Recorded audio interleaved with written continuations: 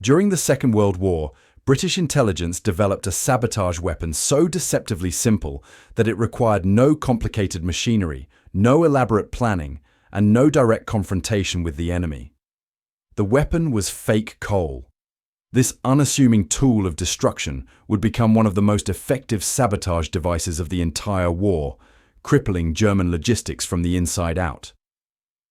The British War Vault preserves fascinating historical records and personal stories from those who served. By subscribing, you gain exclusive access to these archives and help keep these important records available for future generations. Please subscribe now. The concept emerged from a fundamental understanding of how the enemy operated. Nazi Germany had conquered vast territories across Europe, stretching from France to the Eastern Front. Maintaining control over these occupied lands required a massive logistical network. Trains formed the backbone of this system, moving troops to battlefields, transporting weapons and ammunition to the front lines, hauling supplies to remote garrisons, and evacuating wounded soldiers back to hospitals. Without functioning railways, the German war machine would grind to a halt. British strategists recognized this vulnerability. Direct attacks on rail infrastructure through bombing raids were certainly effective, but they came with significant costs. Bombers had to penetrate enemy airspace, risking crews and expensive aircraft. Even successful raids only destroyed tracks and bridges that could be repaired within days or weeks. The British needed something more insidious, and something that would strike at the heart of the railway system without requiring massive military operations. The solution came from understanding the locomotives themselves. Every steam engine of that era required coal to function. Thousands of tons of coal sat in depots, rail yards, and storage facilities across occupied Europe. Workers shoveled this fuel into locomotive fireboxes constantly, maintaining the fires that boiled water, created steam, and drove the massive wheels that pulled trains across the continent. This routine, repeated thousands of times every day, became the target. The fake coal was engineered with meticulous attention to detail. British technicians started with genuine lumps of coal, selecting pieces that matched the size and shape commonly used in locomotive engines. And these lumps were then carefully split open or hollowed out, creating cavities large enough to hold a substantial charge of plastic explosives. The explosive most commonly used was a stable, moldable compound that could withstand the handling and storage conditions the fake coal would experience. Once packed with explosives, the hollowed coal was sealed back together. This required precision work. The seams had to be invisible to casual inspection. The weight had to match genuine coal, so additional materials were sometimes added to achieve the right balance. The exterior was treated to replicate the exact appearance of real coal, including the characteristic black dust, surface texture, and subtle variations in color that genuine lumps displayed. The final products were virtually indistinguishable from authentic coal. Even experienced rail workers handling these pieces would notice nothing unusual. The fake lumps felt right, looked right, and sat among real coal without drawing any attention whatsoever. Production of these weapons took place in secure facilities back in Britain. Specialized workshops manufactured the explosive coal in controlled environments where quality could be maintained and security guaranteed. Each piece represented a potential catastrophe for German rail operations, and the British produced them in substantial quantities throughout the war. Getting these weapons into enemy territory required a different kind of operation. British intelligence services, particularly the Special Operations Executive, had networks of agents operating throughout occupied Europe. These men and women worked undercover, and often posing as ordinary civilians, laborers, or even collaborators. Their missions varied widely, but sabotage remained a primary objective.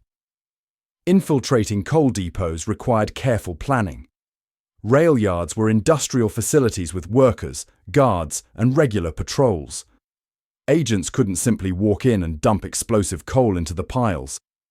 They needed cover stories, appropriate clothing, forged documents, and often the assistance of local resistance fighters who knew the facilities and their security patterns.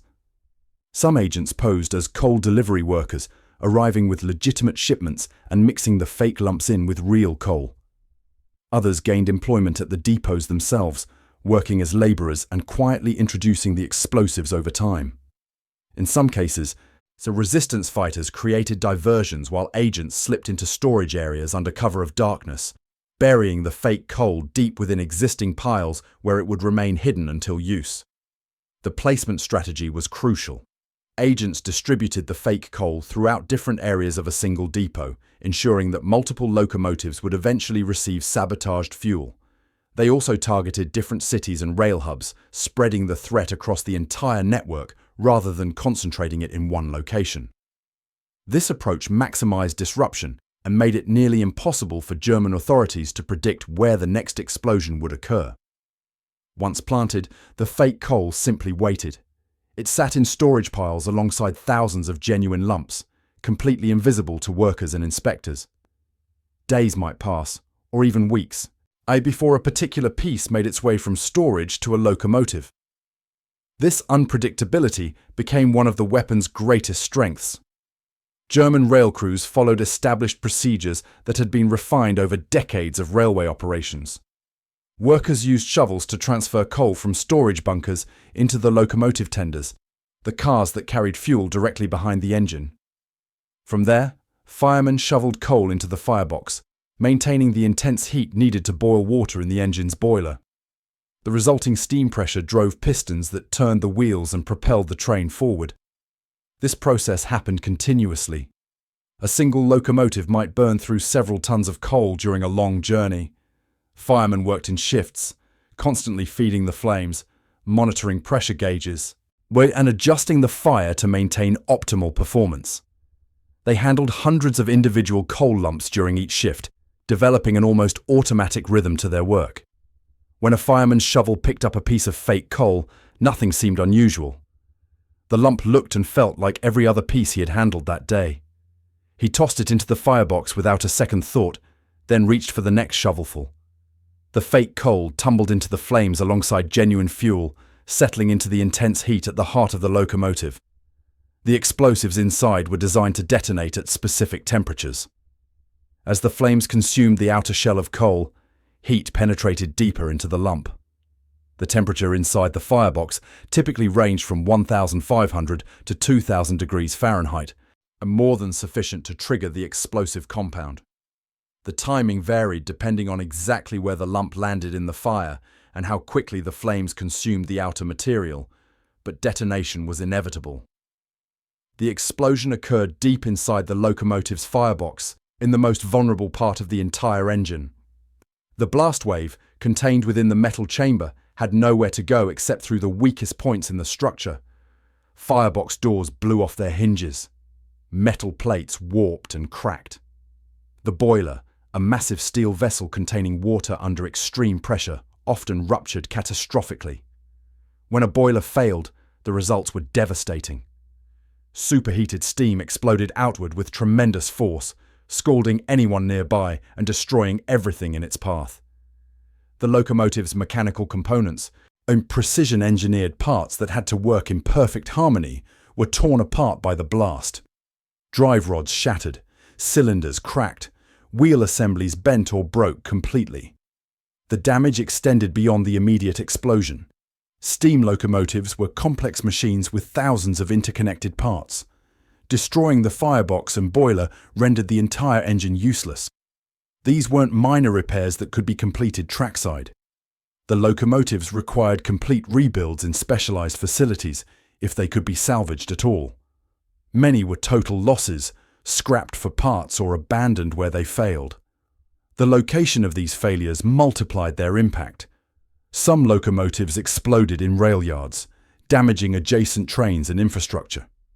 Others failed on main lines, blocking tracks and creating massive traffic jams as following trains backed up behind the wreckage. Explosions in remote areas were particularly problematic, as getting repair equipment and personnel to the site took considerable time and resources. Each destroyed locomotive represented a significant loss. Steam engines were expensive machines that took months to manufacture. Germany's industrial capacity was already stretched thin, supporting multiple war fronts.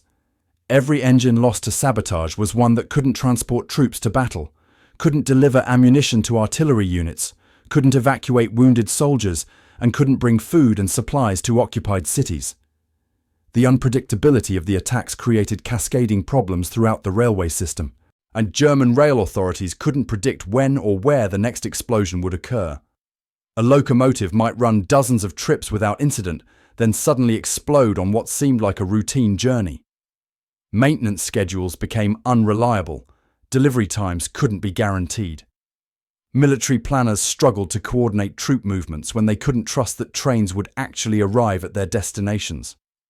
German security forces attempted various countermeasures, but the nature of the threat made effective defense nearly impossible. Inspecting every piece of coal was impractical. A single depot might contain hundreds of tons of fuel. Examining each individual lump would require armies of inspectors and slow operations to a crawl. Even if they attempted such inspections, that the fake coal was so well disguised that visual examination rarely revealed anything suspicious. Some facilities implemented new security procedures, restricting access to coal storage areas and monitoring workers more closely. These measures caught a few saboteurs, but couldn't stop the flow of explosive coal that had already been planted. Pieces of fake coal that had been introduced weeks or months earlier continued to work their way through the system, waiting to detonate. German authorities tried to track patterns in the explosions, hoping to identify compromised coal sources. If they could determine which mines or suppliers were providing sabotaged fuel, they could shut down those sources and prevent further attacks. However, the British had planted fake coal in facilities across occupied Europe, the drawing from numerous suppliers and storage locations. No clear pattern emerged because there was no single source to identify and eliminate. The psychological impact on rail workers was profound. Every shovelful of coal became a potential threat. Firemen, who had performed their duties without thought for years, suddenly found themselves questioning each lump they handled. The constant anxiety wore down morale and efficiency. Some workers requested transfers to other duties. Others continued working but never felt safe, knowing that their next shift could be their last. This psychological warfare extended beyond individual workers to the entire German logistics command. Railway officials couldn't trust their own fuel supplies. Military planners couldn't rely on train schedules. Supply officers couldn't guarantee that ammunition, food, and equipment would reach their destinations on time. The uncertainty disrupted operations at every level, from tactical decisions on the battlefield to strategic planning in Berlin. The British expanded the fake coal program as its effectiveness became clear. Production increased, and more agents received training in placement techniques. The weapons found their way onto trains throughout German-occupied territory, from France and Belgium to Poland and beyond. Resistance networks in multiple countries assisted with placement, turning the sabotage campaign into a coordinated effort across the entire theatre of war. The true genius of the fake coal lay in its simplicity and sustainability. Unlike bombing raids that required constant aerial operations, or commando raids that risked highly trained personnel, as the fake coal worked autonomously once planted. A single agent could introduce dozens of pieces into the fuel supply during one operation, and each piece remained a threat until it either detonated or was consumed harmlessly in a fire. The return on investment was extraordinary. German countermeasures never truly solved the problem. Even late in the war, when security had been significantly increased and awareness of the threat was widespread, explosive coal continued to claim locomotives. The weapons were simply too well made and too effectively distributed to eliminate entirely. As long as British agents could access coal depots, the threat persisted. The fake coal sabotage campaign demonstrated how unconventional weapons could achieve strategic objectives without massive military operations.